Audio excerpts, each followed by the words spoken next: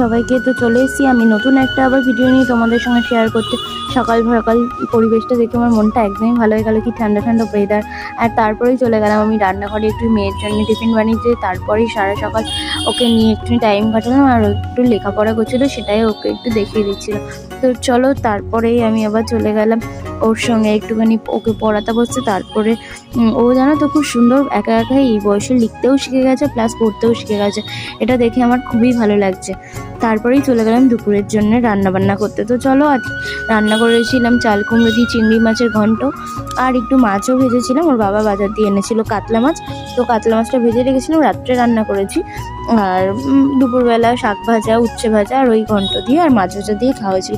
তারপর সন্ধে হতে না হতে চলে গেলাম একটু ফুচকার দোকানে, বাড়িতে নিয়ে চলে আসলাম ফুচকা। তারপরে আমি আর আমার মেয়ে সন্ধ্যেবেলা একটু ফুচকা খেয়ে নিলাম। তো আমার মেয়ে জানো তো ফুচকা খেতে খুবই ভালোবাসে, দেখো কেমন করে খাচ্ছে। চলো টাটা।